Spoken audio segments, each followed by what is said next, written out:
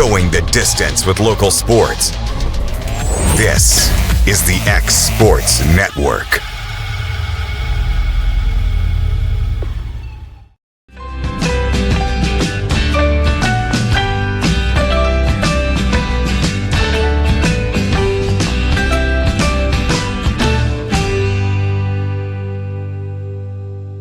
Jack Davis Insurance, located at 201 West Gain Street in Lawrenceburg, has you covered through life's obstacles. Jack Davis specializes in group insurance for businesses and institutions of all sizes. With coverage for life, accidents, cancer, critical illness, short-term disability, dental, and vision, Jack Davis can customize a plan to meet every need. Now available Medicare plans for seniors. Contact Paige Davis at 931-492-9284 today for Medicare Supplement, Medicare Advantage, and prescription drug plan insurance. Serving Lawrence and surrounding counties since 1987, call the team at Jack Davis Insurance today at 931-242-5225. Shop McMaster's Home Gallery for furniture, appliances, and more. And shop quality, shop convenience, shop service, shop local. A family-owned business with a long history of serving the region. We're a one-stop home furnishings destination. We feature brands you know, competitively priced, backed by professional installation and service. You can trust that we'll take good care of you before and after the sale. For your home, shop smart. Shop McMaster's Home Gallery today. Southern Craft Manufacturing is dedicated to creating the finest quality and greatest value products in the death care industry. Southern Craft has perfected blending old world craftsmanship with modern manufacturing technologies to create a full line of steel, wood, and corrugated caskets. Family owned and operated for over 30 years, Southern Craft is now looking to hire local and regional truck drivers, welders, and production workers, each with great starting pay and a benefits package. For more information, visit SouthernCraftMFG.com. Going the distance with local sports. This is the X Sports Network.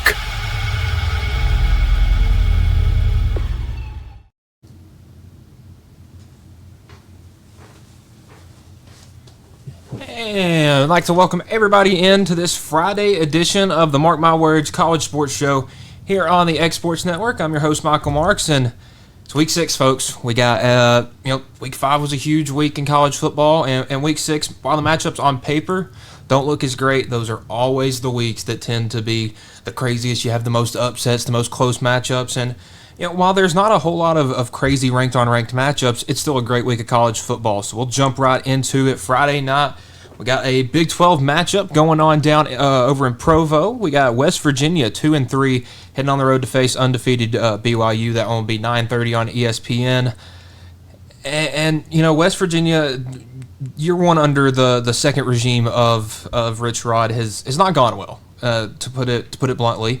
The way the last season ended with Neil Brown and all that, it left kind of a sour taste in the mouth of a lot of West Virginia fans. And while I do think Rich Rod's a great coach and I think he might be the guy for this job, he kind of got dealt a tough set of cards. And obviously, they've had injury troubles this year.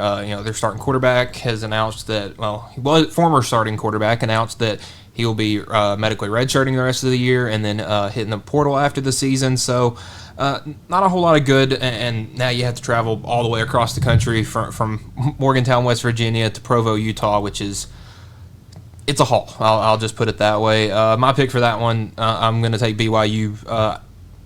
Spreads jumped up a little bit. It was 18.5 a day or two ago. It's jumped up to 20.5. I don't know if BYU will cover, but I do know that they're a very confident team. Just looking at how they've played this year, obviously, they got the week 1 win against Portland State, their FCS team. Handled business against Stanford, handled business against East Carolina, who's a pretty good team, but struggled a little bit last week with Colorado, who still has some talent left on that team, but definitely not the same Colorado team we saw last year. So I'm going to take BYU. I think it'll be a comfortable win, but I don't know if they'll get to 21. Jump to Saturday morning, an interesting one that I don't think anybody would have guessed that these two teams would be playing at this point with a combined 3 total wins. Clemson, 1-3 going on the road to North Carolina, 2-2 on the year. That one, 11 a.m. on ESPN. They're lucky that one's even televised, because these are two teams that I think had pretty. Well, obviously Clemson had really high expectations coming into the year. Not as much for UNC, but I mean it has gone from bad to worse there. Really off of that Week 1 game against TCU. I mean, you have all the hype. You got Bill Belichick. You got the transfer quarterback. I mean, I get he wasn't like a crazy high ranked transfer quarterback, but typically those are the guys that can surprise you the most, and then you lose it by 34 points at home to a good TCU team. You get wins against Richmond. You get a win against Charlotte. And then UCF just runs it right down your throat 2 weeks ago. So you've had a bye week to prepare. But your quarterback has 430 passing yards. They've played 4 games, and he has 430 passing yards. That's like 107 a game, 107.5 yards. That's not good. Not good one bit. Has the same amount of interceptions as he does touchdowns. I know they've also tried to work in Max Johnson a little bit, the transfer quarterback who was their starter last year, got injured, and is working his way back. I think Max Johnson will probably be the quarterback of that team by the end of the year. This one, though, I think Clemson's going to get back on track. I think they are way too talented to lose to this North Carolina team. We've seen that this North Carolina team is just not great. Their defense has left a lot to be desired. You expected a Bill Belichick team to kind of come in and play inspired on defense, and Clemson's offense has been a major problem for them this year. You put up 10 in Week 1. You put up 27 in Week 2 against Troy, where you had to put up those 27, or you were down 16-0 in that game. You only put up 21 against Georgia Tech, who I get slows it down, and then only 21 against Syracuse. If you're telling me that Syracuse and Georgia Tech are holding you to 21 points, that is a major problem. Cade Klubnik doesn't have 1,000 yards yet through 4 games. Has had an interception problem, has already 4. He's thrown 1 a game. 6 touchdowns is good, but he's going to need a lot more. And he's not really adding much with his legs either. Only 60 yards on the ground for Cade Klubnik. Adam Randall, the running back, has had a fairly good year. I think they need to get him a lot more touches. Already almost 350 rushing yards on the year, getting about 6 yards a carry.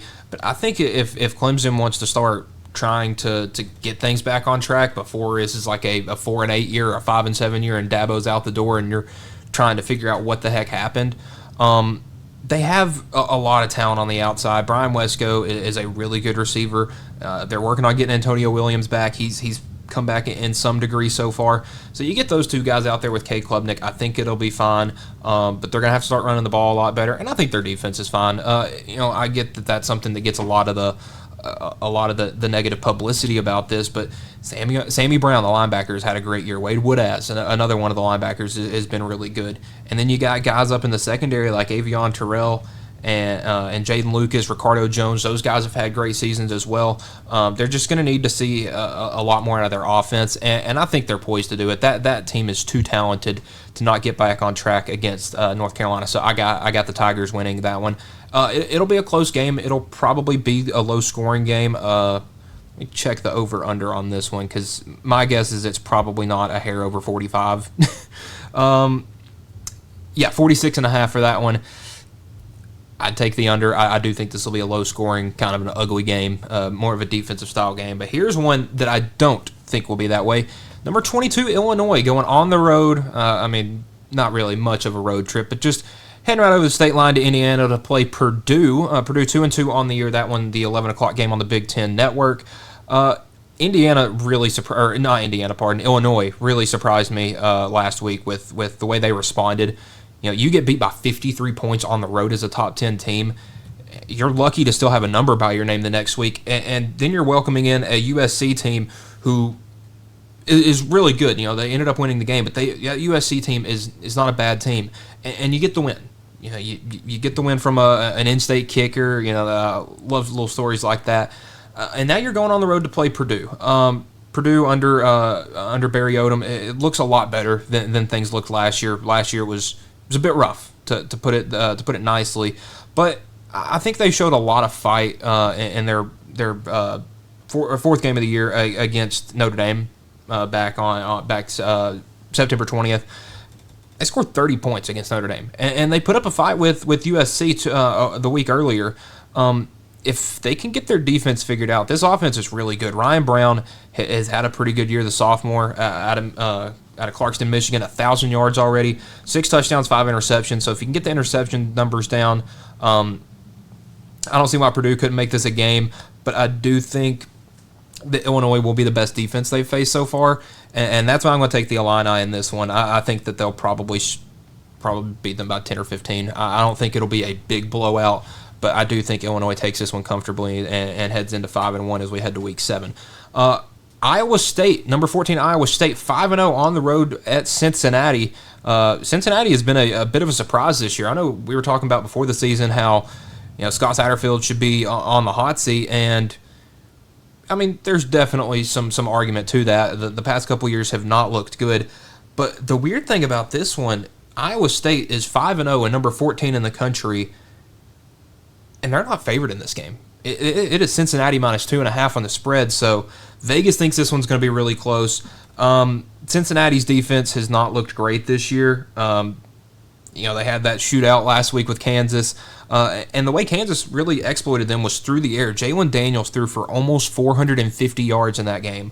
So it didn't really open up the ground game as much, but they have looked somewhat formidable stopping the run game. Obviously, Nebraska didn't get anything going on the ground against them. And that's their one loss, Cincinnati's, is a game at Arrowhead against Nebraska, so essentially a road game. But Iowa State also has only really been in actually, I don't know if they've had an away game, a true away game. Obviously, you had the Week 1 game in the Dublin game, and then a couple weeks later, you have a game at Arkansas State. But Cincinnati's really their first road environment. And listen, we talked about I've talked about the Big 12. They're very top heavy. They have 3 or 4 really good teams. But they also have a couple of teams in the middle that can make things weird. We remember that Kansas team last year was not looking very good, and then rattled off like 4 or 5 straight ranked wins, most of them on the road. So things can get weird tomorrow in the Big 12. I'm going to take Iowa State in this one, but things could get dicey because I really like Cincinnati quarterback Brendan Sorsby, and he wasn't able to get anything going against Nebraska through the air. But Iowa State has had some rough defensive performances against quarterbacks that aren't known for throwing the ball too well. So I think that opens it up for Sorsby to have a big game. And if he can have a big game at home, it'd be an 11 a.m. kickoff. I'm picking Iowa State, but Cincinnati could make things weird. Kentucky 2-2 going on the road to face number 12 Georgia, who took a loss last week to Alabama. Both teams coming off a loss. 11 a.m. game on ABC. I mean, Georgia's going to win the game, but they've actually struggled in covering. Not a very good record covering. It's a 20.5 point spread now in that one. So I don't know if Georgia's going to be able to if they want to score enough. That's the thing. Most of the Georgia spreads, it's 19.5, are just absurdly large because we know how good Georgia is. This is probably the best Georgia offense we've seen in a couple of years, but their defense definitely leaves some to be desired. And if Kentucky can get the ground game going and Cutter Boley can hit a couple of passes, I think Kentucky might be able to cover this one, but I just don't know if they will be able to be competitive. I mean, we saw that happen last year. We didn't think they'd be competitive, and then Mark Stoops punting on 4th and 4 when you have like 2 minutes left away from maybe beating Kentucky last year. So things get strange, but I'm going to pick Georgia to win. I think Kentucky will cover.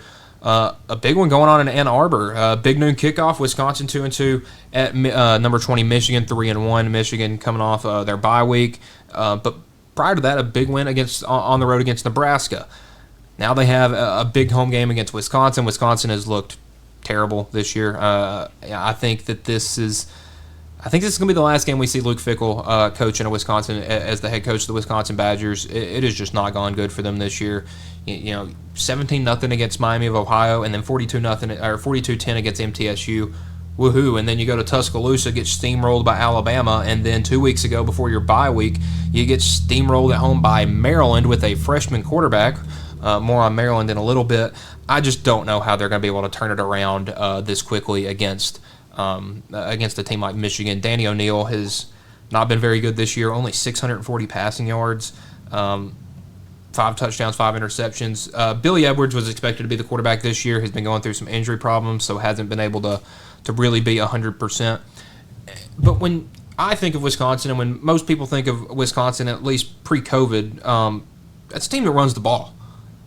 And they have just not ran the ball well this year. They got two guys, Dylan Jones and Darion Dupree, who, 150 yards a game.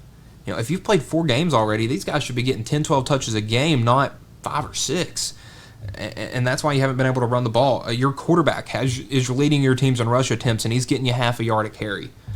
That's not going to win you a whole lot of football games. So, and your leading receiver's a tight end. You really don't have much talent on the outside.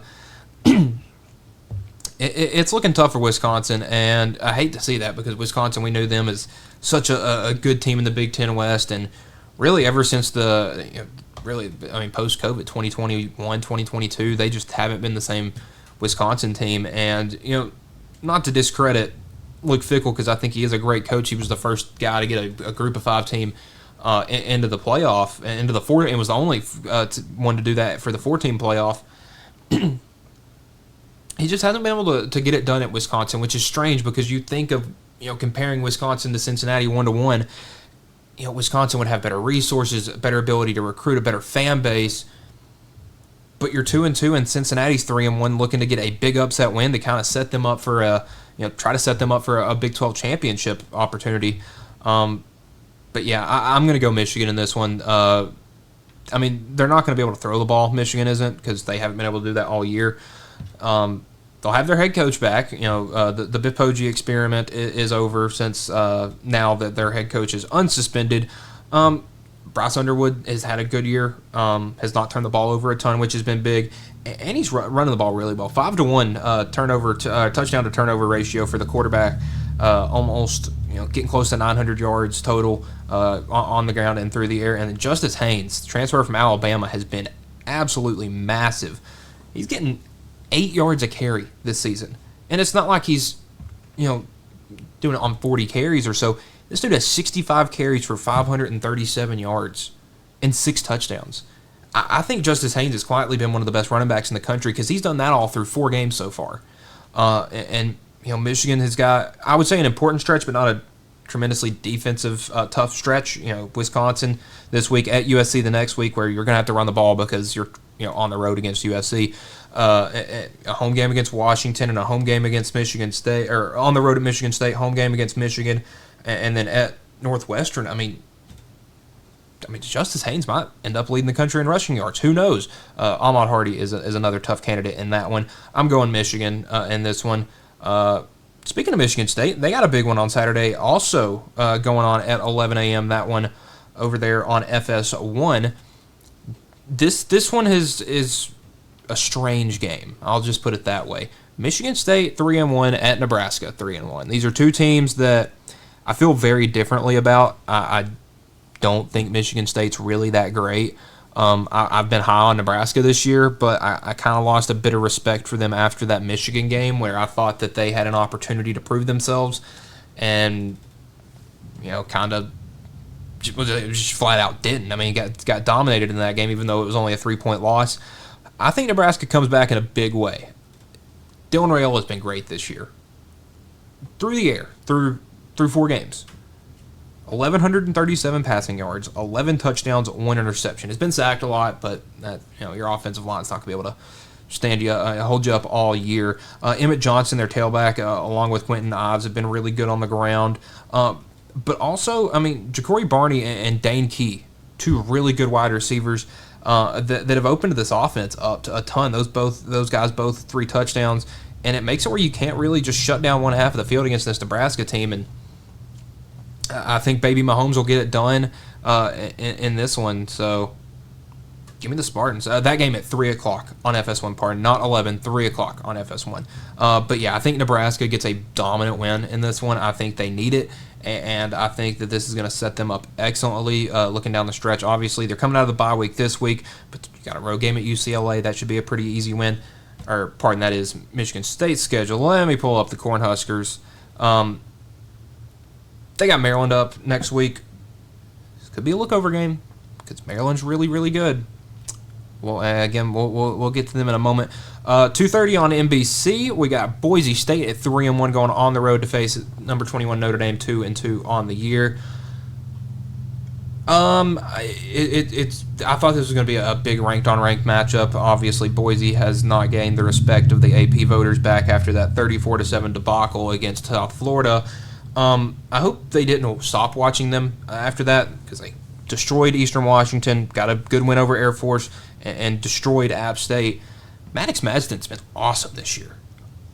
Over 1,100 yards, 9 touchdowns, 1 interception, has been sacked twice. They don't have Ashton Genty in the backfield, but Dylan Riley and Sire Gaines have done a really good job. Those guys have combined for over 600 yards throughout the season, 6 touchdowns. So you're not going to be able to replace Ashton Genty with one guy, but those two, and even Malik Sherrod, he's gotten 35 carries this year and 2 touchdowns. So that's 3 guys that are giving you just over 800 yards and 8 touchdowns. So while you can't replicate that production from last year, you can do a really good job to try to make up for it with a couple of players. And I think that sets you up better down the stretch than it does last year because Genty was so beat up by the time you got to the last couple of regular season games. He was getting 3 yards a carry. You get to the conference championship game, he looks good. But then you get to the playoff, and he's facing Penn State, and it doesn't matter how good you are. That Penn State defensive line was not going to let you run the ball down their throat. Latrell Caples, Chris Marshall, 2 really good receivers, but they've spread the ball around a lot. You got 4 guys over 150 receiving yards, and those 4 guys have combined for 7 touchdowns already. So, I just don't see Boise winning this one. It's on the road at Notre Dame. Notre Dame is probably as confident as we've seen them this year, coming off that big win. And I mean big in terms of points, not big as in quality of opponent, but 43-point win on the road at Arkansas is impressive. I don't care how bad Arkansas is this year. To go on the road and beat an SEC team by 43 points, that earns some respect. CJ Carr's been awesome. 9 touchdowns, 2 interceptions. And then you got 2 running backs, Jeremiah Love, Jadarian Price, who have 11 combined touchdowns on the ground. They're really, really good. Malachi Fields, the transfer receiver from Virginia, has been really good. Jordan Faison, the lacrosse star, is having a great start to the year. Eli Raridan, the tight end, has been really good. So I think Notre Dame's going to get a big win, and we're going to start seeing them maybe gain a little respect. I think Notre Dame wins this one like a 45-24 kind of game because Boise State's defense, I may not have mentioned that, but they were giving up some points this year. I mean, obviously looked good against App State, but you gave up 37 to a service academy. I mean, no disrespect meant towards Air Force, but they're 0-3 in their conference. They're 1-3 overall, and you let them throw for 250 yards. A service academy. So my point there, Notre Dame, comfortable win right there. But I think Boise State's still going to be a very big contender in the Mountain West. Penn State, number 7 in the country, 3-1, going on the road to face UCLA, trying to pick up their first win. Funny enough, UCLA is doing a blue out, so all 14 fans wear your UCLA blue because, well, and if you don't wear your blue, don't worry because you're going to see a blowout. I think Penn State's going to dominate you. They're going to run up and down the field on you because that is the one thing that UCLA has struggled on. More so than they have in other realms is stopping the run. I mean, just looking at what they've done this year, it's hard to say, just based on what they've done. But I mean, Nico's your leading rusher and your leading passer, and he's almost thrown to the other team more than he adds his own. I mean, the ESPN matchup predictor gives you a 7% chance to win. Your best bet may be just Penn State not showing up. I mean, these are two quarterbacks that haven't thrown for 800 yards yet. Now, given Penn State's really good at running the ball, and their defense is really good, UCLA's in a bad spot, and they're probably not going to win a game this year. And outside, just take the Nico perspective out of it. I don't want to see any team go 0-12. I don't care if it's Alabama or Georgia. That's just, it's kind of depressing just to watch week after week that they're losing. You see the bottom line scrolling across ESPN, and it's UCLA less points than their opponent. By about week 7 or 8, it just starts getting a little sad over there in that one. But yeah, Penn State, they're definitely gonna blow you out big time. Number 9, Texas, 3-1, going on the road against Florida, 1-3. That game at 2:30 on ESPN. I don't know how to break this game down, because Florida has been probably the worst team in the SEC this year. They're putting up offensive numbers comparable to those of Iowa. But Texas this year is, they're 3-1. They haven't beaten a Power 4 opponent yet. I mean, their wins are against San Jose State and UTEP and Sam Houston State. Those aren't great teams. Sure, your defense only gave up 17 points in those 3 games, but your offense really didn't look great in any of those. I mean, it was actually, I believe, San Jose State. Arch was getting booed off the field. He went. Actually, I believe that one was UTEP. Actually, UTEP 11 of 25 for 114 yards, a touchdown, and a pick. Texas is gonna have to get their offense figured out. This is gonna be a low-scoring game. Spread. Oh, the over/under according to DraftKings is 42.5. It's probably, I think it's around 45. Yeah, it's 42.5. There probably won't be that many points scored. I see Texas winning, but that's just because DJ Lagway is going to turn the ball over. He's done that a ton this year. It doesn't feel good cheering against those two guys, because those were two guys we thought were going to be really good this year and just haven't been able to keep it up. I mean, I don't know what's happened to Florida. Obviously, I thought they were a little overhyped coming into the year. But you have the former number 1 quarterback in the class of 2024, and he has thrown for 690 yards, 5 touchdowns to 6 picks. He's been sacked 9 times. I mean, Jaden Ball's had an all right year. Vernell Brown's really good. But, man, what's happened to Eugene Wilson? That guy was supposed to be he was a big-time receiver pickup. He's getting 5 yards a catch off 15 catches. I mean, I kind of feel bad for him. That was a really good player that they're kind of wasting. But, obviously the freshman Vernell Brown's been an awesome receiver. That defense has been really good. I mean, you look at what their defense has given up. 0 points week 1, 18 in week 2, 20 in week 3, 26 in week 4. And those week 3 and week 4 matchups were against, at the time, the number 3 and number 4 teams in the country on the road. Texas, they need a big win, obviously, to if they want to be the Texas team we think they are. They're favored by 5.5. I think they'll cover. I think it's just like a 21-10 kind of game, and that's just because I don't think Florida is going to be able to get the ball across midfield. Now, given if the Swamp's rocking, that's going to be a tough place to play. But if it's how a home environment would be for a 1-3 team, I don't think anybody's going to be there. Texas is going to win, and Florida's going to go 1-4 for the first time since 1986. Probably the game that most people are most excited about. It feels weird to say this, but Vanderbilt at Alabama. We got Vanderbilt, number 16 in the country. They are 5-0. Which isn't the craziest thing in the world. Alabama, number 10, 3-1. This one, 2:30 ABC. This game is crazy because I just thought this year that Alabama was going to be so much better, and I have a hard time getting that week 1 game against Florida State out of my mind because they just, I mean, let's just look. They put up 73 against UL Monroe, but other than that, when they're playing good teams, they haven't been able to put up a lot of points. Because I'm not counting Wisconsin as a good team. They're not. They're bad. But against Georgia, you put up 24. And against Florida State, you put up 17. We've seen Georgia give up 41 this year to Tennessee. We've seen Florida State give up 46 to Virginia, who, again, are very offensive teams. And Alabama is trying to be. But this was a team that was without their number one running back, J.M. Miller, coming into the year. They're without, it's going to be a first-year starting quarterback with Ty Simpson, who has done really good. He's 1,200 yards, 11 touchdowns, hadn't thrown the ball to the other team yet. So if Alabama can control the turnovers and make this a slow, kind of a grinded-out game like they did against Georgia, Alabama will probably win this 24-17, something like that.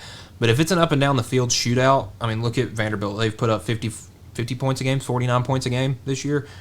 Now, given some of those teams haven't been proved to be the best, like Virginia Tech and South Carolina, but they went on the road at night and did that and killed both of those teams by 24 each. Diego Pavia has been awesome this year. 13 touchdowns through the air, 2 on the ground. Has a couple of interceptions, but I think Eli Stowers is going to play a big impact in this one. But again, if Vanderbilt's going to be able to go up and down the field on them like they were last year, I don't think Vanderbilt has any problem doing that because this Vanderbilt team is way more talented than they were last year. And I don't think this Alabama roster is as good. It just isn't, plain and simple. And without Jalen Milroe is and I get Ty Simpson is so much of a better passer, but without having the legs of Milroe when a play breaks down to break off a 30 or 40 yard run, I think it makes their offense a bit one-dimensional. But again, I'm taking Alabama if it's a low-scoring game, Vandy if it's a high-scoring game, and that's based on if the game total is over 50 points, give me Vanderbilt. If it's below 50, give me Alabama.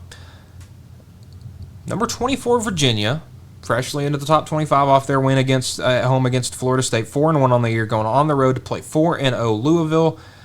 Big ACC matchup. It feels weird saying that between a number 24 and an unranked team.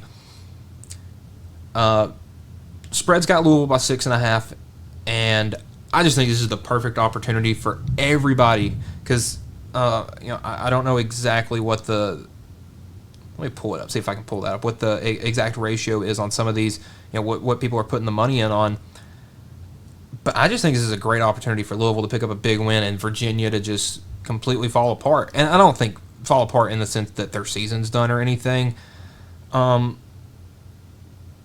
wow. Okay, so spreads is about 50-50. Total points, a lot of people were taking the under at the 60.5, but 90% of people were taking Louisville when they're betting the money line. I just think this is a great opportunity. I think we saw Miller Moss look at his best last week, so build off of that. And one thing UVA has not done a good job of this year is just having a defense that can stop teams. They give up 350 yards a game. It's in the mid-60s. Louisville has top 20 in yards allowed. They're top 40 in points allowed. They're +3 in the turnover differential. And their offense, while it's not putting up 45 points a game like UVA, they're putting up 38. And I think they're coming off a pretty battle-tested win at Pitt. I just think this is a perfect opportunity for everybody to get on the Virginia hype train for exactly 1 week and then fall off when Louisville picks up that win right there. A sneaky one in the Big Ten. Washington 3-1 coming off their loss at home to number 1 Ohio State, going on the road to face off with 4-0 Maryland. That one 2:30 on the Big Ten Network. I love this game. Just the entirety of it, everything about it. Because one, you got Maryland. They're 4-0, and you don't think of them as being a football school one bit. But I'll give you a name you need to know, and that name is Malik Washington, a freshman quarterback. For the Terps, has thrown for over 1,000 yards this year, 8 touchdowns, 1 interception, has only been sacked once. Now, looking at who they've played, FAU, Northern Illinois, Towson, and Wisconsin aren't teams that are going to throw you around. But I think how commanding that win was at Wisconsin, being 27-10. I think that fares well for you. Washington's having to come all the way across the country. And they're going to be, while it may not look as bad on like an injury report, they're beat up because they just had to play an Ohio State team that likes to slow things down because they don't have to open anything up to beat you. So you're beat up mentally and physically, and then you having to travel all the way across the country to face a hot Maryland team. Give me the Terps in this one. I think it'll be a good game, though. Definitely one to keep an eye on. All right, finally into the night slate. It's not as great as the past weeks have. I think the afternoon slate's definitely where you're going to get your bang for your buck. But let's start off on ESPN, 6 o'clock Number 11, Texas Tech, 4-0, going on the road at Houston, who is also 4-0. Another one of those Big 12 matchups that could get weird. The Big 12 is, like I said, has 4 or 5 really good teams at the top. You got the Iowa States of the world. You got the Arizona States. You got the Texas Techs, the Utahs. I mean, they got a ton of talented teams. But people forget about Houston. I mean, you got Willie Fritz, a very talented head coach. We saw what he did with Tulane. And just looking at stats, both of these teams are really good at doing one thing, and that's forcing turnovers. Houston's top 15 in the country, Texas Tech in the top 25. While Texas Tech's offense is through the roof, I think this is one that also could be very sneaky. It's at Houston. It's at night. That crowd's going to be rocking over there in Texas, and beating up on a bigger Texas school as Houston, because they're one of those new teams into the Big 12 that just feels a little off. But give me Texas Tech in this one. But again, if there's a couple of picks, Baron Morton doesn't look as good, and they had to go back to Will Hammond, who is also a really good quarterback. I'm picking Texas Tech, but turnovers could make this thing interesting. Colorado at TCU. I think TCU is going to get a big bounce back win. That one 6:30 on Fox. TCU has not looked didn't look great last week, but Colorado really hasn't looked good all season. That's kind of my perspective on this one. I still think Josh Hoover's a great quarterback. I thought turnovers kind of bit him in the rear end a little bit in that one, but he's still throwing for 320 yards a game. Now, obviously, TCU is one of the worst teams in the country at running the ball. Colorado's defense isn't good. Neither is TCU's. This one has a chance to be a shootout that I think TCU is going to prevail in. But looking at what TCU does, they put up some points.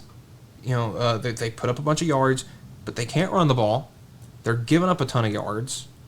And they're not forcing a bunch of turnovers. And if they are, they're getting evened out by ones they're committing on offense. And, TCU is one of those teams I could say is maybe that 4th team in the Big 12. But all I got to say is watch out, because that has a disaster written all over it.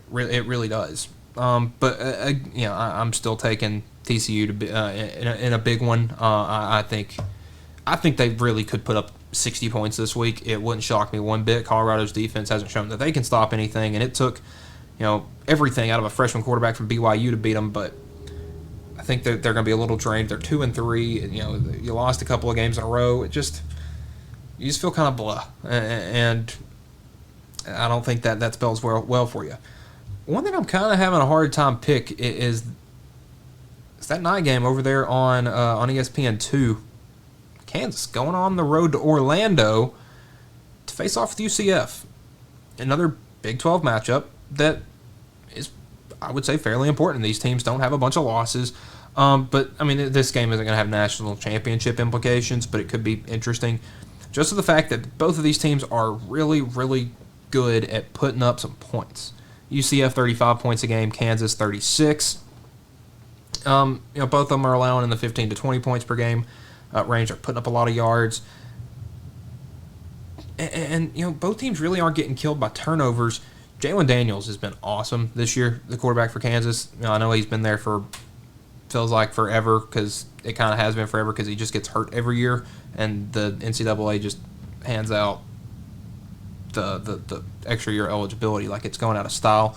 But you look at Daniels. He's put up 1,200 yards. They found a breakout receiver in Emmanuel Henderson, the transfer from Alabama. He's been good, and they're running the ball pretty well. Daniels is running the ball good, but they even have a tandem of running backs in LaShawn Williams and Daniel Highshaw Jr.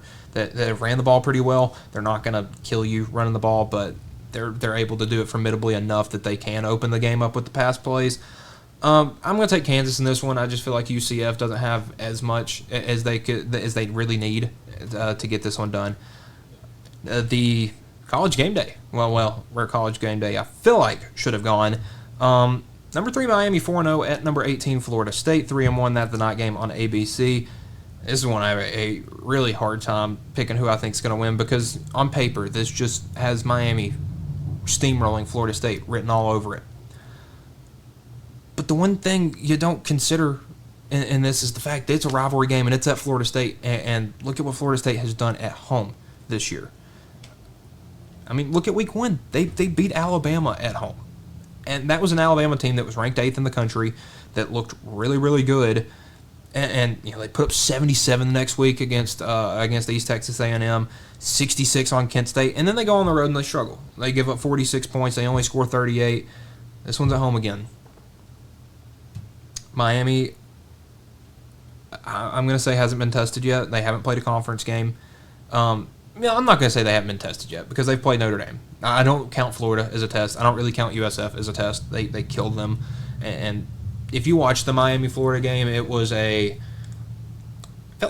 almost felt like Mario Cristobal just didn't care. He was just going to run the ball and get them through that game because they weren't really trying to air it out against them.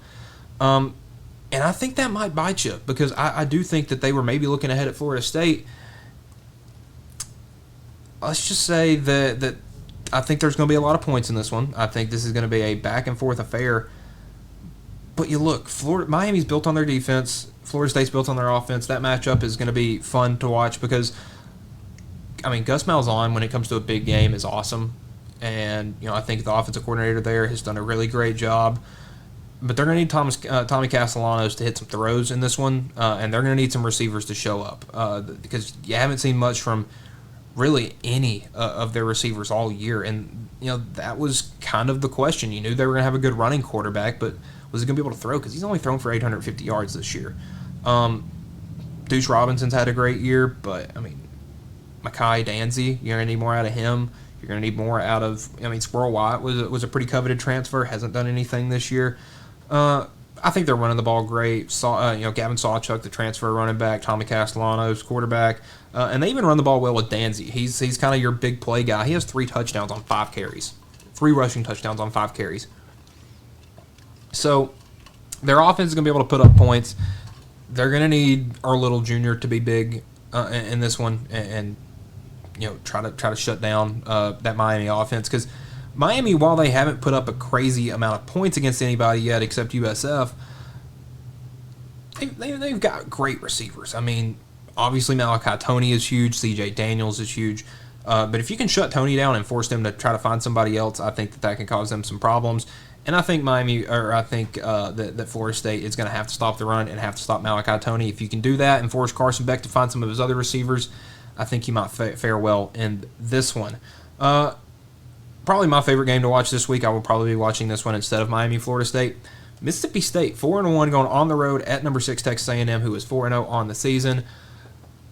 Weird perspective on this game and the fact that Mississippi State looked really good last week at home against Tennessee. Texas A&M looked really bad at home last week against Auburn. You got Mississippi State heading out to Kyle Field. I'm just kind of curious about what Jeff Lebby's team is feeling because if they're confident and they're like, okay, we were not throwing a pick six and not having a fumble taken back to the house away from beating Tennessee, who is, I feel like really, probably a top 10 team, then why can't we do it against Texas A&M? Looking at what they've done this year, they've kind of run through everybody really except, they looked really good against UTSA. Defense obviously had some questions in their first 3 games, but they answered them last week.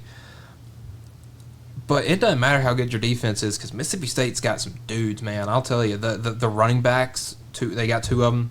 Fluff Bothwell, probably the funniest name in college football, and he is not a ball of fluff. That dude will run right over you. He's big body guy too, 5'10", 230. Devon Booth, another guy, not as big, only 205, but he's more of your speedy guy.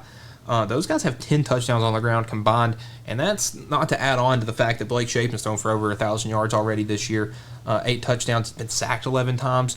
He's going to need his offensive line to play huge in this one, but I think it sets up great for their linebackers, Jalen Smith, Nick Mitchell, Brandon Jennings. I think those guys can have big games in this one, because I think Texas A&M is going to try to play this one a little slower, run the ball with Le'Veon Moss. They held Tennessee for running the ball for about 3 quarters. If they can hold it for 4 quarters, I think they can win this one. But I'm going to pick Texas A&M, but I think Mississippi State will cover in this one. And for my Miami, Florida State, I have a really hard time not picking Florida State in this one.